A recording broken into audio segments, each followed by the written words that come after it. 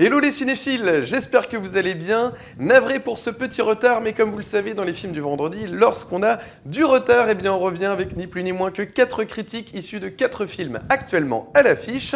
Et c'est ce qu'on va voir aujourd'hui sans plus attendre.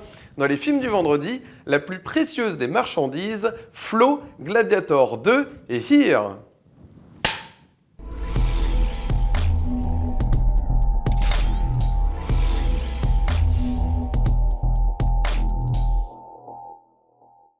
Salut à tous et bienvenue dans les films du vendredi. Aujourd'hui, j'ai le plaisir de revenir sur 4 films actuellement à l'affiche. Alors, il y a du moins récent et du plus récent.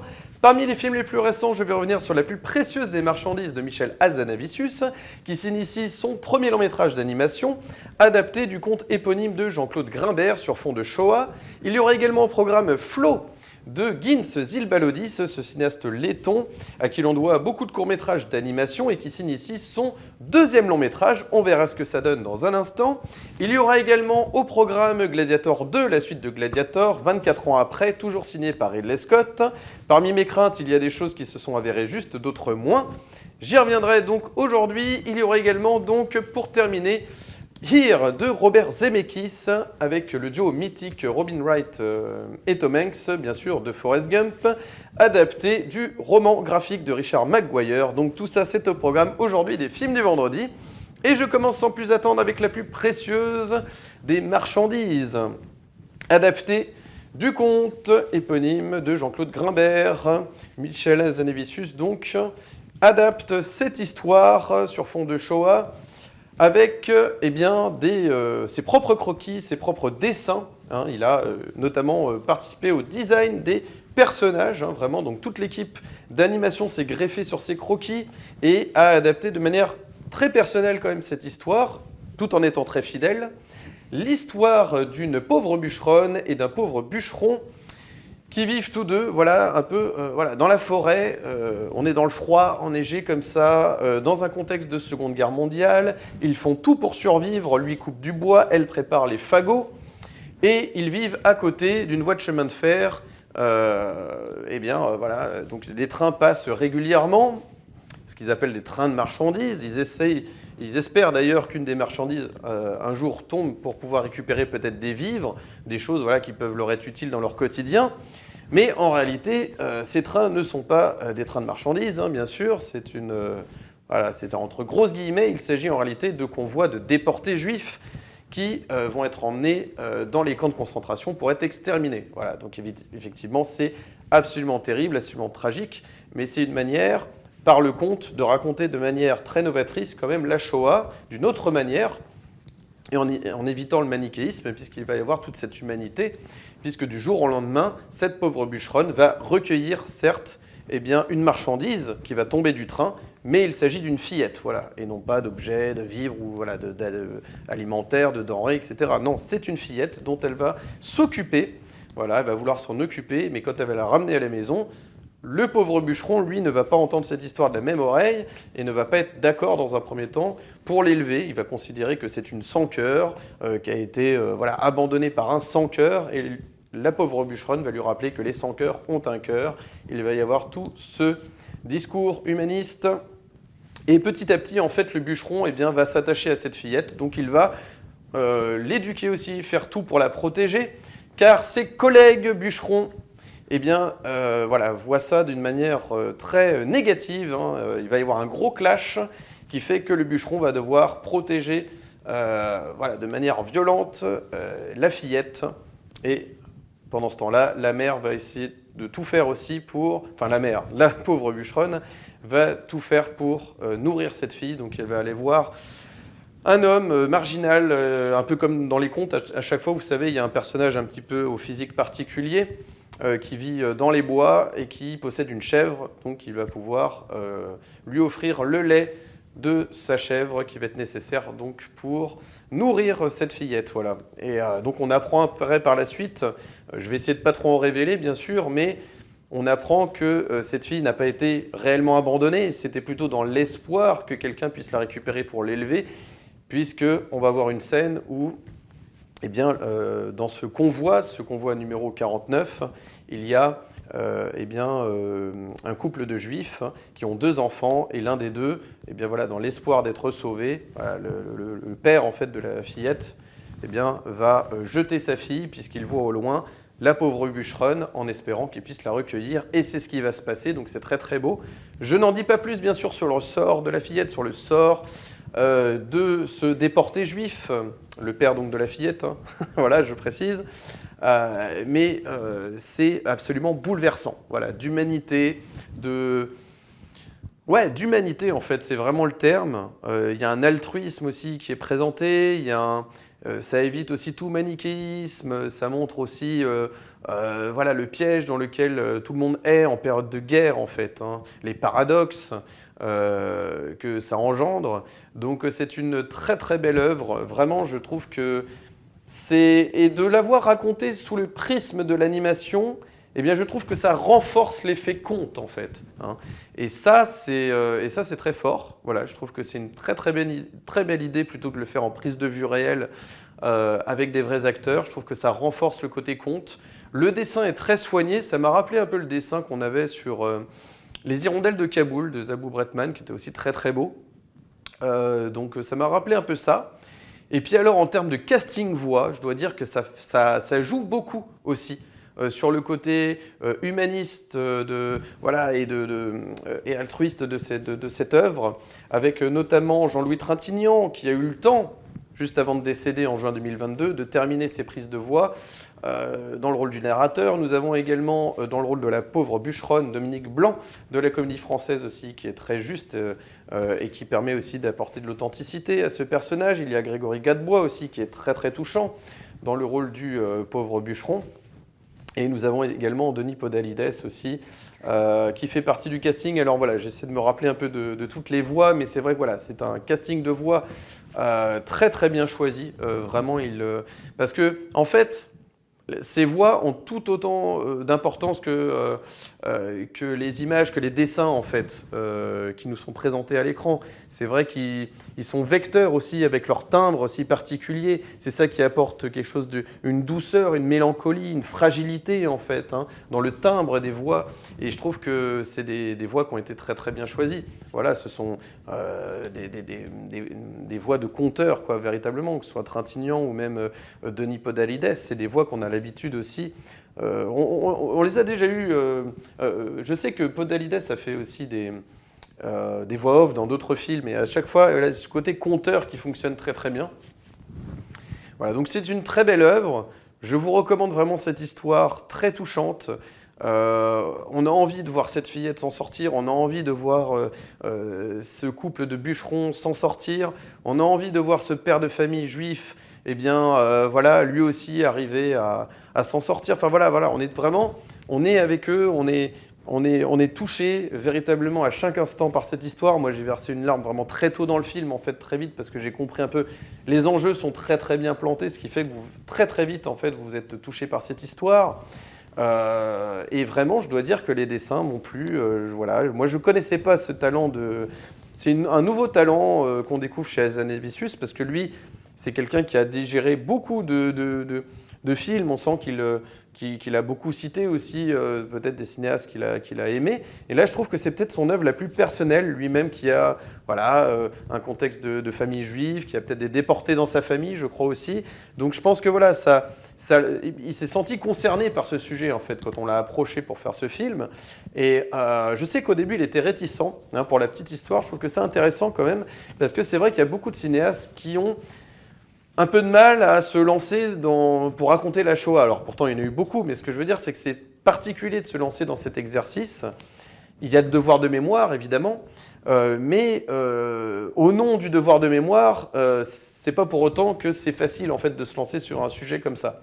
Et Hazanavicius en fait a précisé qu'il a accepté parce qu'il y avait l'effet conte en fait, hein, quand il a lu donc l'œuvre de Grimbert, il a senti qu'il y avait ce côté conte qui appréhendait l'histoire de la Shoah d'une manière assez nouvelle qu'on n'avait pas l'habitude de voir et qui permettait vraiment voilà, de raconter d'une autre manière. Vraiment, c'est très particulier la manière dont Grimbert ironise aussi certaines choses parce que dès le début, la voix vous dit, hein, c'est comme dans l'ouvrage d'origine, il était une fois un pauvre bûcheron, une pauvre bûcheronne. Voilà, donc ça commence comme un conte, comme aurait pu l'être Le Petit Poucet, comme il dit, mais qui croirait que des parents puissent abandonner son enfant, c'est pas possible, voilà. Donc voilà, il ironise en fait sur le conte, il ironise un peu sur ces choses-là, et ça permet de rappeler aussi aux négationnistes, hein, de l'histoire que vous voyez, on peut toujours croire que les choses ne sont pas arrivées, mais quand même, je vais vous raconter l'atrocité en fait, hein, de l'extermination des Juifs quand même. Mais les choses sont suggérées. C'est toujours plus fort quand les choses sont suggérées plutôt que de montrer de manière regardez comment c'est atroce et tout ça. C'est par la suggestion, comme l'a fait aussi Jonathan Glazer, d'une certaine manière aussi, dans sa zone d'intérêt. Vous voyez, c'est toujours plus intéressant et plus fort peut-être émotionnellement. Alors ça dépend aussi du ressenti spectateur. Moi en tout cas, je trouve ça glaçant quand on a les choses un peu hors champ, quand on ne raconte pas tout, mais qu'on sait que l'horreur est là. Hein. On sait que ces wagons, ils transportent des Juifs, quoi, des déportés, qui vont être amenés eh bien, à l'abattoir, quoi. En fait, c'est absolument atroce. Mais voilà, de le suggérer avec le prisme du conte, tout ça, je trouve ça vraiment... Bah oui, c'est très très fort. C'est comment dire, il y a une prise de risque à faire ça en fait. Et je trouve que vraiment c'est très réussi. Hazanavicius a compris l'œuvre d'origine et il en a fait une œuvre, un film d'animation français qui va rester, j'espère, vraiment, parce que c'est une très très belle histoire, malgré le contexte atroce bien sûr. Mais c'est une histoire très touchante. Il y a un dénouement, j'ai pas envie de dire, le problème c'est que ça va révéler un petit peu, mais un dénouement qui est fort aussi émotionnellement, pour pas en dire trop. Waouh, vraiment, ouais, chapeau pour cette œuvre. Je la reverrai d'ailleurs avec plaisir. Franchement, c'est un très beau film d'animation français, la plus précieuse des marchandises. Je vous recommande donc ce film, et peut-être même ça me donnera envie de lire le conte d'origine de Grimbert. Voilà. Et je pense que ça vous donnera aussi l'envie peut-être de lire l'œuvre d'origine. Voilà. Donc n'hésitez pas à voir, franchement foncez voir la plus précieuse des marchandises au cinéma. Je passe maintenant au deuxième film du jour, et là aussi il s'agit d'un film d'animation, Flow, par le cinéaste letton Gins Zilbalodis, qui a tout juste 30 ans, voilà, et qui a déjà beaucoup de courts-métrages à son actif. C'est quelqu'un qui sait maîtriser toutes les techniques de l'animation. J'ai un peu creusé sur le bonhomme. Il maîtrise l'animation 2D, l'animation 3D, les prises de vue réelles. Il arrive à faire un mélange de tout ça dans ses œuvres, très très fort. Son premier long-métrage, il l'a réalisé tout seul, sans équipe. Bravo pour ça. Là, cette fois-ci, il est un peu plus entouré, mais toujours avec son savoir-faire. Il nous présente l'histoire donc de ce chat, avec un contexte écologique malheureusement d'actualité, la montée des eaux, bien sûr, toujours plus folle, et qui va menacer notre chat pendant les 1h20, 25 que compte le film. Et donc voilà, pas de dialogue, simplement un chat en animation qui va vivre cette aventure, qui va braver tous les dangers, qui va vivre dans l'adversité comme ça, qui va affronter les changements écologiques liés au changement climatique, tout ça, enfin voilà, la montée des eaux, quoi, qui va devoir s'en sortir, se frayer un chemin, survivre dans un univers hostile où il n'y a plus d'humains d'ailleurs, hein, l'humanité a cessé, on voit que c'est vraiment que des animaux qui vivent encore à peu près, qui essaient de survivre et qui sont eux aussi menacés chaque jour par cette montée des eaux. Et ce qui va être très beau dans ce film, c'est qu'il va faire équipe avec d'autres animaux. Il va y avoir notamment un labrador, une espèce de ragondin, un grand oiseau, un lémurien, voilà. Et ils vont créer à eux seuls, en fait, avec une barque, une espèce d'arche de Noé, on pourrait dire sans Noé du coup, à essayer de survivre comme ça, dans cet univers où la nature est saccagée et très menacée. On sent que tout finit par disparaître sous les eaux, donc c'est absolument terrible.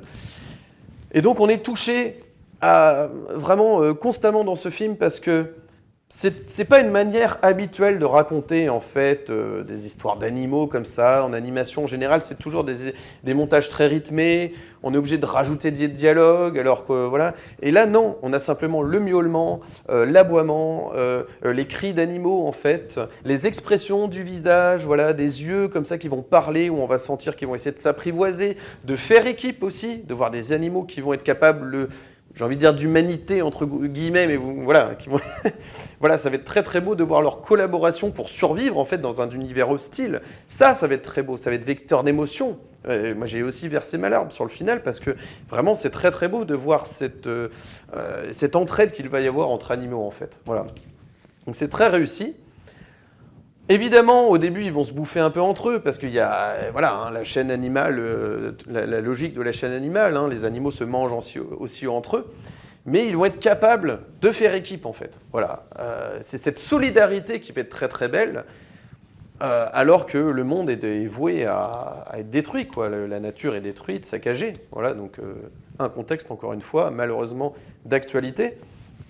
Et en même temps, il va y avoir cette animation qu'on n'a pas l'habitude de voir aussi, ou en tout cas assez souvent. Alors moi, je trouve que c'est... Je me demande, la dernière fois que j'ai vu ça, moi, ça m'a plutôt rappelé ce que j'ai vu dans le jeu vidéo au début des années 2000, entre 2002, 2003, 2004, notamment avec cette œuvre Zelda The Wind Waker, qui utilisait la technique du cel shading, qui donnait cet effet cartoon en fait, eh bien, à ce jeu vidéo, alors qu'on pouvait faire des choses très réalistes à l'époque. Bah, ça m'a rappelé un peu cette technique du cel shading. Voilà, regardez ce chat, voilà. La manière dont c'est mis en dessin, en fait, vraiment, la manière dont les couleurs aussi sont utilisées, cet effet un peu cartoon, voilà. Alors c'est assez particulier, je ne suis pas sûr que ce soit exactement du cel shading, moi je ne suis pas un expert de l'animation pour vous dire quels sont les termes exacts, je ne travaille pas dans l'animation, mais ça m'a rappelé ça à titre personnel. Et il y a aussi une chose qui m'a frappé quand j'ai vu ce film, c'est que je suis persuadé qu'il y a eu des prises de vue réelles en même temps. Notamment sur cette eau, quand on voit le chat comme ça se débattre, en fait, alors que l'eau est en train de l'ensevelir, il est à deux doigts de se noyer à chaque instant dans ce film, eh bien quand on est à la surface de l'eau, on sent les prises de vue réelles. Et je pense qu'il y en a eu. Quand j'ai creusé un petit peu donc, sur ce cinéaste, j'ai vu qu'il était capable de mélanger justement les prises de vue réelles et l'animation. Alors, ce n'est pas confirmé sur ce film-là, mais j'ai bel et bien l'impression qu'il y a eu des prises de vue réelles. Et je trouve que ça marche très très bien. Ça renforce aussi le degré en fait où on sent que c'est vraiment cette nature est véritablement saccagée. C'est pas simplement dans un film d'animation. C'est que ça nous rappelle que vraiment avoir des moments de prise de vue réelle comme ça, avoir cette eau qui nous rappelle celle que l'on voit nous avec nos propres yeux, mélangée avec cette histoire animée, eh bien je trouve que ça renforce en fait la prise de conscience, je pense, écologique. Et en plus de ça, ça renforce aussi l'impact de danger. On sent véritablement le danger pour ce chat, en fait. Je pense que c'est voulu. Je pense que si ça avait été de l'animation pure pour l'eau, en fait, peut-être que ça aurait eu moins d'impact. Et je pense qu'il a voulu mélanger les deux, certainement pour montrer ça. En tout cas, c'est mon hypothèse. Toujours est-il que ça a un impact fort visuellement. En fait, je trouve que c'est aussi vecteur d'émotion, de rajouter comme ça du réel mélangé à du virtuel. Voilà, encore une fois, j'ai pas trouvé l'info précise, c'est mon ressenti. Si c'est pas le cas, voilà. Mais je pense que c'est le cas. Je pense qu'il y a eu un mélange des deux. Et c'est très réussi. Franchement, on embarque dans cette histoire. On a, sans dialogue, simplement avec des cris d'animaux. Les regards, ça suffit pour comprendre ce qu'ils se disent entre eux. Comment ils s'apprivoisent, comment ils se déchirent aussi. Parce qu'il y a parfois, ils se battent pour un objet qu'ils ont trouvé dans la nature, pour des vivres aussi, parce qu'ils vont chasser aussi. Le chat va notamment avoir envie de pêcher, donc pour survivre. Et donc, ils vont distribuer la nourriture, mais tout le monde n'est pas fair-play dans la distribution des denrées alimentaires. Donc, c'est très très beau de voir ça. Ça nous rappelle aussi ce qu'on est capable de faire, nous, humains, en fait. On est capable de solidarité dans un monde qui est apocalyptique. Et en même temps, on est capable de se déchirer et de se bouffer entre nous aussi. Voilà. Donc il y a tout ça qui est rappelé dans ce film. Voilà. Donc c'est un très beau film. Vraiment, c'est... Ouais, je trouve que véritablement, ça se pose. C'est pas un montage frénétique comme on peut voir dans beaucoup de films d'animation. On a l'impression que si on vous met pas un montage très rythmé, tout ça, si on vous met pas des animaux qui parlent, vous allez pas tenir le film et donc du coup, les producteurs vont pas miser justement parce qu'ils vont se dire que jamais ça va marcher.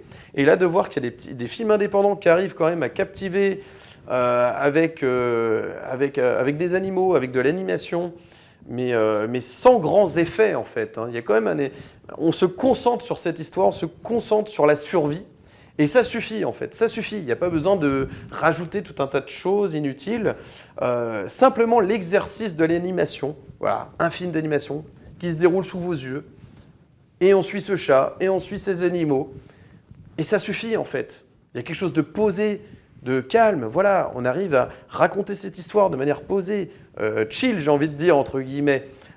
Et ça fait plaisir, ça fait plaisir. Vraiment, c'est appréciable. On passe un bon moment dans la salle de cinéma à vivre cette expérience. Nous aussi, on essaie de survivre en milieu hostile et avec ces animaux. Donc c'est très très beau, c'est une très belle œuvre. Je vous recommande donc Flo de Gins Zilbalodis à découvrir en salle absolument.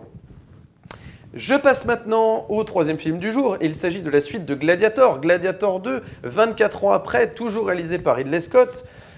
Alors je pense que comme beaucoup de cinéphiles, on se demande véritablement l'intérêt de réaliser une suite de Gladiator, film mythique, péplum, culte des années 2000, qui a laissé une trace bien sûr hein, dans le renouveau d'un genre qui était en train de se casser la gueule, hein, faut le dire. Hein.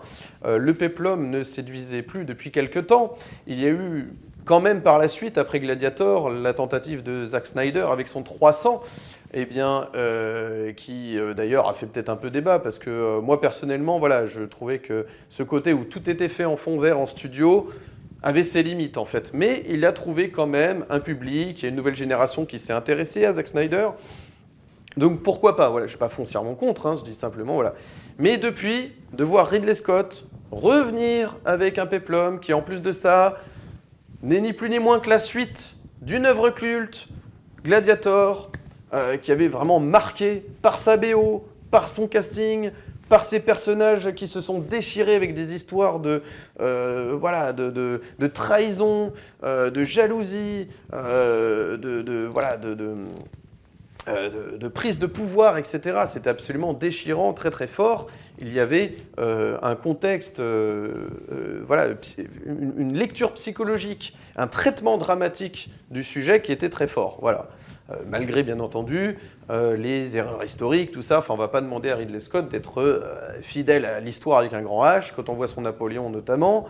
Alors, il a été plus capable de le faire sur le dernier duel, parce que c'était adapté véritablement d'une des dernières affaires, des derniers duels judiciaires qu'il y a eu en France, en fait, au XIVe siècle. Donc là, il a été obligé de se focaliser sur l'histoire, de faire très attention. Mais voilà, on n'attend pas Ridley Scott là-dessus, on attend plutôt Ridley Scott pour être capable de nous raconter une œuvre, une histoire épique avec des prises de pouvoir, des trahisons, dans un contexte de la Rome antique, en fait. Hein, voilà. C'est là-dessus qu'on l'attend, en fait. Donc voilà. Donc il revient sur ce registre-là. Cette fois-ci, donc, fatalement, ce n'est plus Maximus, mais c'est son fils, Lucius, dont on va raconter l'histoire, qui lui aussi va se venger du meurtre de sa femme, qui est d'ailleurs très expédié hein, l'histoire de sa femme et de son meurtre. Donc, du coup, difficile de s'attacher. Hein, c'est un peu le problème général du film, c'est qu'on a du mal à s'attacher et à verser sa larme pour les différents événements tragiques qui vont se passer dans ce film, puisque pas assez le temps d'appréhender les personnages. C'est vite expédié. Bon. On va reprendre la même trame scénaristique, hein, j'ai envie de dire le même arc narratif un peu, mais qui va être transposé sur Lucius, c'est-à-dire Lucius va être réduit en esclavage après le meurtre de sa femme, il va devenir gladiateur, il va y avoir un mentor, interprété par Denzel Washington, mais qui va être beaucoup moins touchant que la relation qu'il avait eue avec Proximo, donc Oliver Reed dans le premier film, hein, avec Maximus. Il y avait une complicité très belle, très forte, très humaine. Là, il y a un côté vraiment... on ne sent pas vraiment... ça manque d'âme, en fait. L'humanité entre les deux, on ne sent pas trop vraiment la complicité. C'est toujours un peu distant. Denzel Washington, d'ailleurs, dans son personnage de marchand d'esclaves, va être, comment dirais-je, va un peu cabotiner, c'est-à-dire qu'il va être un peu dans son... On sent qu'il va avoir des relents de Training Day, de sa manière de jouer dans d'autres films, mais sauf qu'il porte une toge, en fait, c'est la seule différence. Paul Mescal, malgré la gonflette, va avoir du mal aussi à montrer une vraie figure romanesque, comme a pu l'être Russell Crowe, justement, Maximus. Il y avait quelque chose de fort avec c'est une vraie gueule, en fait, une vraie présence à l'écran. Là, c'est côté un peu gringalet qui va avoir ses limites, en fait. Malgré le fait qu'il va répéter pendant tout le film qu'il n'est pas Maximus, le grand Maximus, hein, bien sûr son père, etc. Mais voilà, on va trop sentir, malheureusement, que Paul Mescal, qui en plus de ça est quand même un très bon acteur dans le cinéma indépendant, on l'a découvert dans Aftersun de Charlotte Wells, il a été très bien, moi j'ai beaucoup aimé sa présence dans le film, dans The Lost Daughter aussi, un personnage un peu secondaire, mais voilà, on retient un peu sa présence. Mais voilà, cet acteur irlandais qui a été propulsé très vite maintenant dans un blockbuster, alors qu'il est à peine connu, enfin il est connu, mais pas non plus mondialement, c'est pas une énorme star, a été propulsé très vite, je trouve, peut-être dans un blockbuster dans lequel il a essayé de trouver sa place, mais il a un peu du mal, je trouve. Alors peut-être qu'il est mal dirigé aussi, c'est possible qu'il n'ait pas été très bien dirigé, mais voilà, je ne crois pas vraiment à cette figure héroïque. J'ai un peu du mal constamment dans ce film à sentir la grande figure héroïque. Donc c'est un peu le problème, je trouve que ça cabotine un peu, ça essaie de trouver sa place, il est balancé dans l'arène du blockbuster, sans mauvais jeu de mots, un peu tôt peut-être dans sa carrière, c'est possible, c'était peut-être pas forcément le moment. Moi je comprends pas, pour être honnête avec vous, pourquoi on n'a pas misé plutôt sur un Adam Driver, qui a quand même une gueule, une présence, quelque chose de fort, qui pour un blockbuster de cette trempe-là, aurait peut-être eu plus d'ampleur justement. C'est possible, d'autant qu'il l'a prouvé dans le dernier duel. Il faut savoir que Ridley Scott, justement, avait déjà mis en scène Adam Driver, justement, dans le dernier duel. Je trouve que ça aurait eu plus de sens, personnellement, c'est mon avis personnel, bien entendu, ça n'engage que moi. Je trouve que ça aurait eu plus de sens. Et vraiment, je ne comprends pas le traitement, l'absence de traitement dramatique. C'est-à-dire qu'on a deux empereurs, les jumeaux empereurs, qu'on va nous présenter dans le film. Les enjeux, les prises de pouvoir, tout ça, il va y avoir un côté un peu juvénile dans le... Ils vont se chamailler, tout ça, mais ça ne va pas être d'une grande force, en fait, émotionnelle. Leurs querelles ne vont pas être assez fortes pour qu'on s'attache véritablement au sort des personnages. On se fiche un peu du sort des personnages, malheureusement. Un peu moins le sort peut-être de Connie Nielsen, et encore, c'est un peu maladroit, Connie Nielsen, donc, qui joue Lucilla, bien sûr. Donc la mère biologique donc, de Lucius, qu'elle a eue avec Maximus à l'époque. Et donc, ça va être la seule qui va être vectrice d'émotion, en fait, je pense. Certainement parce qu'elle est rattachée au premier film. Donc, ça va titiller forcément notre mélancolie, notre nostalgie, certainement. D'ailleurs, le film, très vite, va montrer ses faiblesses. C'est-à-dire, très vite, il va prendre en renfort le premier film en montrant des flashbacks. Vous voyez, on va se retaper la mort de Maximus, on va se retaper des moments un peu forts du premier film, dans des moments où il va y avoir une absence véritablement d'émotion. On sent que Ridley Scott va se rattacher au wagon, on se raccroche au wagon du premier film, quand on ne sait pas quoi raconter de neuf au niveau du drame, de la tragédie, de la suite des événements, de l'histoire de Lucius, en fait. Voilà, on sent on a du mal à raconter dramatiquement les événements du second film. On a du mal à faire un vrai second film, tout simplement, en fait. Il a du mal à trouver son autonomie, ce second film, en fait, constamment. Il fait toujours référence au premier film. D'une part, les enjeux dramatiques ne sont pas assez travaillés. D'autre part, il va y avoir beaucoup de batailles. En fait, ça va beaucoup jouer là-dessus, sur le côté plutôt divertissement intelligent, plutôt que sur un vrai film psychologique, tragique, sur des prises de pouvoir, des Commode. Voilà, vous vous souvenez de Commode, bien sûr. On le retenait. Là, je ne sais même plus si c'est Marcius, Marquinus ou je ne sais pas quoi. On ne suit pas les nouveaux personnages, ils ne vous restent pas assez en tête. Il y a l'empereur Guetta et l'empereur je ne sais plus quoi. Vous voyez, j'ai du mal à me souvenir des noms des personnages parce que ils ne sont pas assez mis en valeur par une histoire forte qui aurait été novatrice. Là, on reprend trop c'est des automatismes, en fait. C'est simplement des vengeances pour être des vengeances. On ne comprend pas pourquoi il y a une vengeance véritablement, c'est mal amené, en fait le sujet est mal amené de la vengeance, c'est simplement, on a l'impression que des types qui se vengent comme ça, et après il y a beaucoup de batailles, on a une première bataille avec des babouins en plus qui sont montrés assoiffés de sang comme ça, qui sont en image numérique et qui sont vraiment, pas très esthétiques quoi, c'est assez moche, assez laid quoi. Ensuite, on a quoi? On a le rhinocéros qui rentre dans l'arène. On a aussi une bataille comme ça, navale dans le Colisée avec des requins même. Vous voyez, donc on s'autorise un peu toutes les fantaisies sur ce second volet. Alors, c'est souvent le cas dans les deuxièmes films de saga en général. Il y a de la surenchère sur le second. Mais là, cette surenchère, je trouve qu'elle est mal placée. Franchement, ces créatures qui surgissent comme ça dans l'arène, ça déshumanise un peu le propos, ça donne un côté moins réaliste, et du coup, si c'est moins réaliste, on y croit moins, et si on y croit moins à l'image, moins y croire dans l'histoire, en fait. Donc voilà, c'est ça, un peu de cabotinage de la part des acteurs, Denzel Washington, voilà, je comprends pas comment elle était mise en scène. Paul Mescal, malgré la gonflette, n'a pas la prestance d'un Russell Crowe. J'aurais préféré Adam Driver, véritablement, c'est dommage, personnellement, voilà, je trouve que malgré le fait que Paul Mescal, voilà, moi je suis content de voir cet acteur qui est très bon évoluer, mais là j'y crois pas, donc je pense qu'il y a peut-être aussi une erreur à ce niveau-là, peut-être de casting. Et puis il n'y a pas grand-chose à dire malheureusement, c'est un divertissement de bonne facture qui aurait pu très bien simplement être diffusé en fait sur les plateformes de streaming, mais pas forcément au cinéma, quoi. Vraiment, voilà, je vois pas trop l'intérêt de le mettre au cinéma. Je vois pas trop l'intérêt d'avoir fait un second film de Gladiator. Et je pense que Ridley Scott aurait mieux fait de faire un nouveau péplum qui s'appelle pas Gladiator 2. Et je pense qu'il il aurait pu très bien s'en sortir. Là, même le film a d'autres aveux d'échec. Hein, quand on voit aussi les compositions musicales, elles ne sont pas forcément foncièrement mauvaises. On a l'élève de Hans Zimmer qui prend la relève, bien sûr. Mais parfois, sa musique intervient à des moments où il ne se passe pas grand-chose. Et donc, on essaye de rendre épique des scènes qui ne le sont pas, en fait. Voilà, de par la musique. C'était un peu au forceps, quoi, si vous voulez. Donc, c'est pas que c'est forcément mauvais, foncièrement mauvais, mais voilà, ça n'arrive pas toujours au bon moment. Et puis, plus on arrive à la fin du film, plus on nous remet finalement...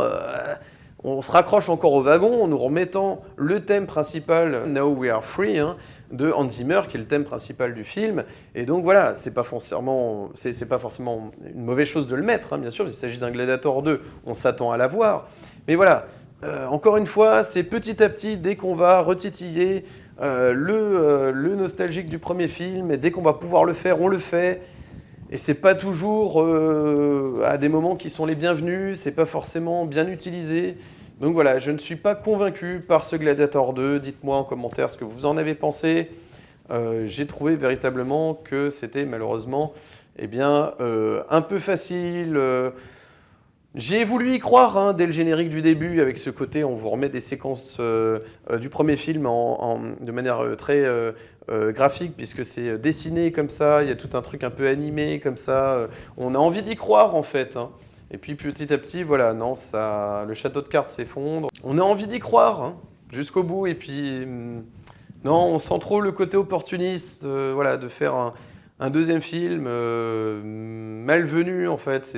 Voilà, je pense qu'il est capable, en plus, quand on voit le dernier duel, il est capable, franchement, de nous raconter une histoire. Alors, dans le dernier duel, évidemment, il y a peu de batailles. Mais ce que je veux dire, c'est que, justement, tous les enjeux dramatiques, cette vengeance, hein, parce qu'on parle de viol, en plus, c'est terrible, cette vengeance, on sent le côté vraiment dramatique, parce que tous les enjeux sont bien plantés pour que cette vengeance naisse et que même le spectateur ait envie de se venger, en fait, de rendre justice, en fait, à cette histoire.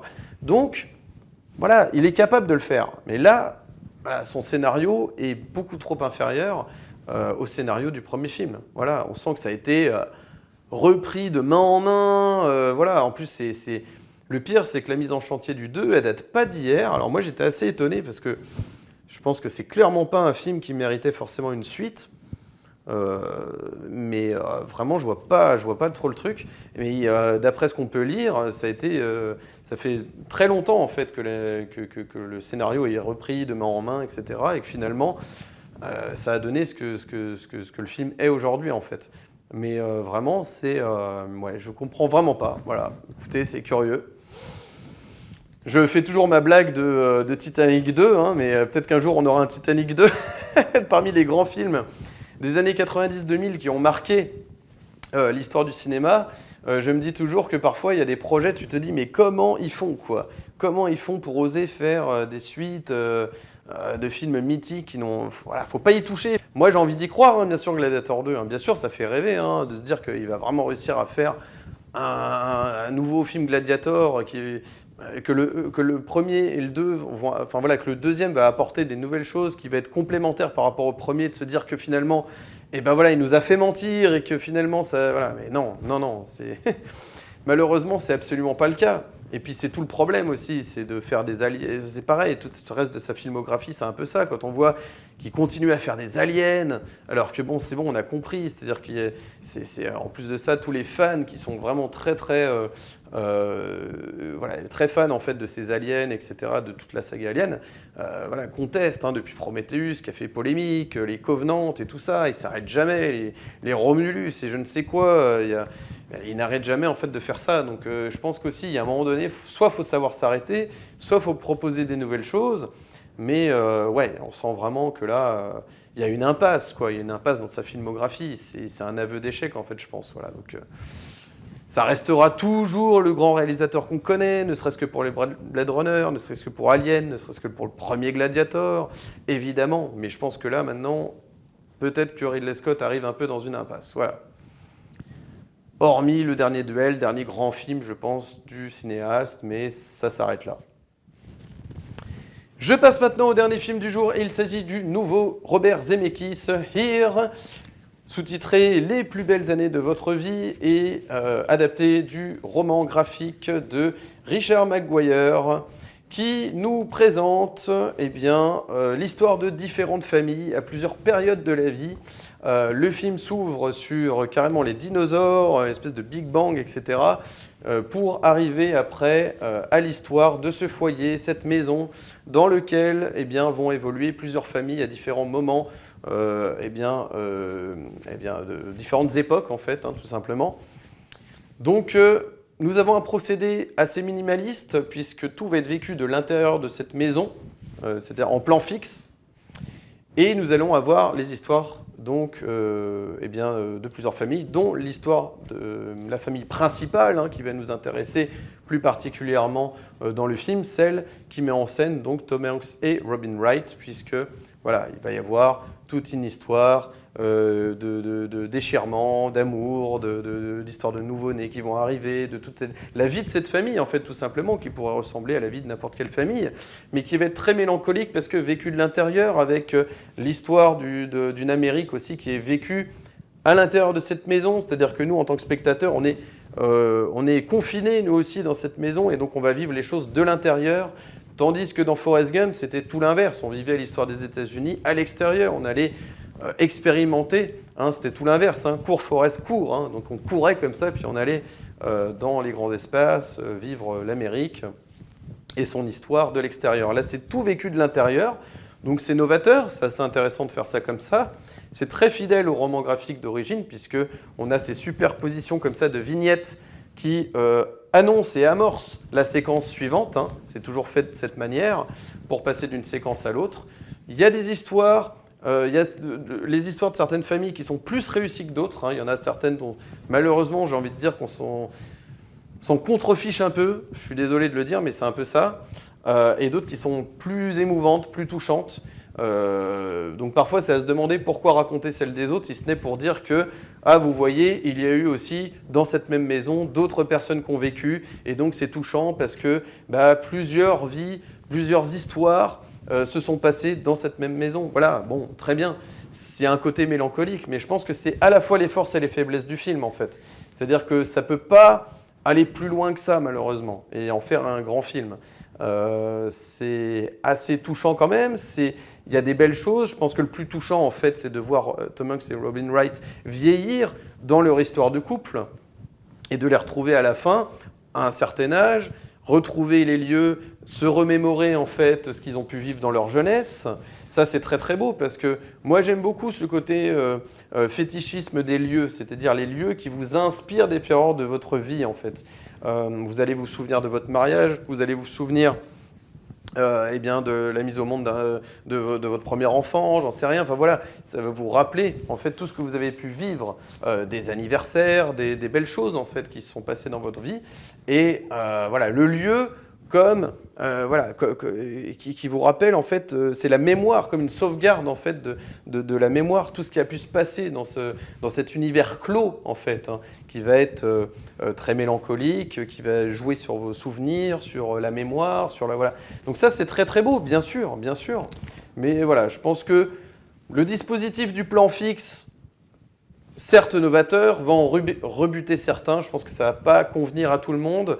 Moi, dans un premier temps, moi, ça ne m'a pas posé de problème, si ce n'est que je trouve que ça a ses limites au bout d'un moment, c'est-à-dire que l'émotion commence à s'estomper parfois quand les personnages sont trop à distance de l'objectif de la caméra. C'est-à-dire que le problème, c'est que comme il n'y a pas de montage un peu, une alternance du moins, avec des plans, des gros plans, des plans, vous voyez, enfin, qu'il y ait des changements d'échelle de plan, en fait, de valeur de plan, eh bien, empêche parfois l'émotion de jaillir totalement.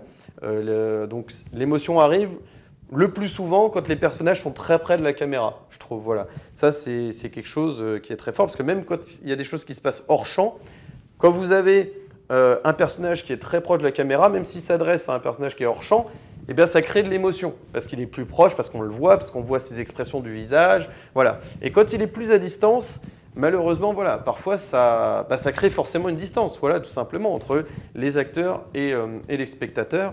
Et donc, voilà, c'est plus compliqué dans ces moments-là.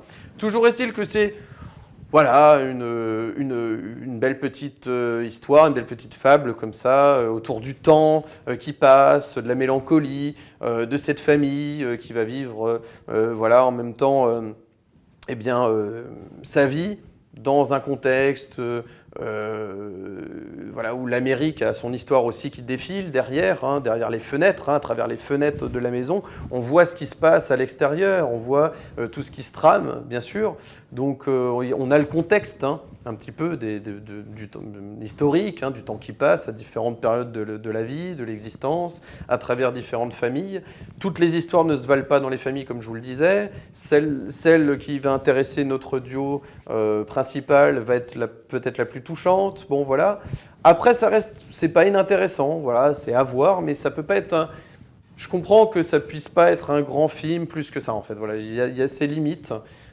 C'est plutôt réussi globalement dans son postulat de départ. C'est fidèle au roman graphique, mais il y a son dispositif empêche, je pense, à un moment donné, c'est ça qui va à un moment donné qui fait que ça s'estompe un peu, que ça s'essouffle en fait, que ça s'essouffle. C'est l'efficacité du plan fixe comme ça va créer à un moment donné un problème, voilà. Parce que en général, des films en plan fixe, il y en a eu. En général, quand vous avez des plans fixes, les personnes sont très proches de la caméra. Elles sont vraiment, voilà, c'est du gros plan.